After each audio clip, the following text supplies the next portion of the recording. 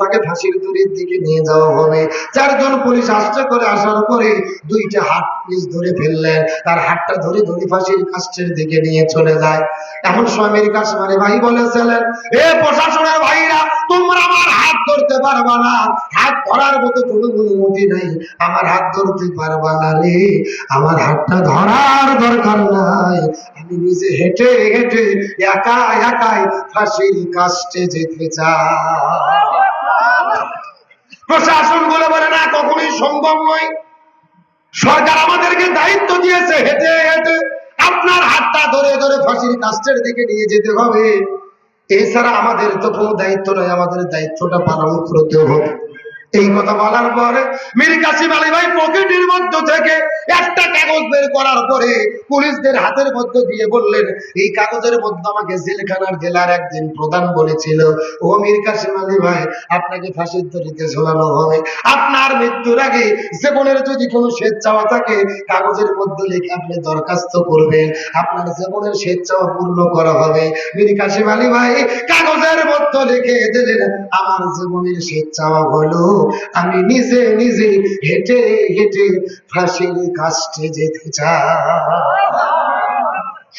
এই কথা বলার পরে পুলিশের দরখাস্ত নেওয়ার পরে জেলখানা প্রধানের কাছে চলে গেলেন, কারা কর্তৃপক্ষ তার দরখাস্ত মঞ্জুর করলেন।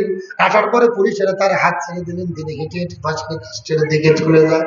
পেছন দিক থেকে একটা পুলিশ জিজ্ঞেস করে বলেছিল, ভাই এত বছর ধরে চাকরি করি, কত মানুষকে ফাঁসির কাষ্ঠের দিকে নিয়ে যায়, কেউ তো যেতে চায় না, জোর করে তুলে করে ফাঁসির কাষ্ঠে নিয়ে যায়, অথচ আপনি কেন নিজে নিজেই ফাঁসির কাষ্ঠে চলে যেতে চান? মীর কাসেম আলী ভাই বলেছিলেন, তোমাদের তো জানা নাই রে, তোমরা লক্ষ্য করে দেখতেছো ওই যে ফাঁসির দড়ি, আর আমি লক্ষ্য করে দেখতে পারতেছি ওই জান্নাতি ফেরেশতা গুলো আমার জন্য জান্নাতের মালা নিয়ে দাঁড়িয়ে আছে।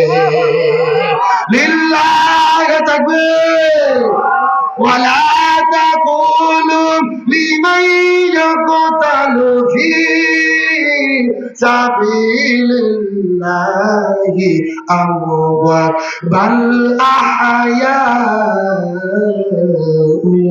ওয়ালাকিন লা তাশউরুন।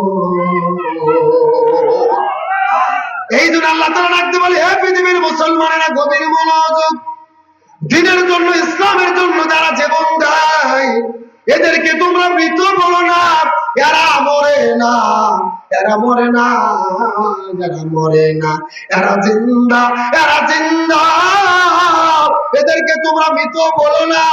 এই বাংলার জমিনে আবু সাঈদ বন্দুকের গুলির কাছে বুক পাতিয়ে দিল, শহীদ হয়ে মাটির মধ্যে পড়ে গেল।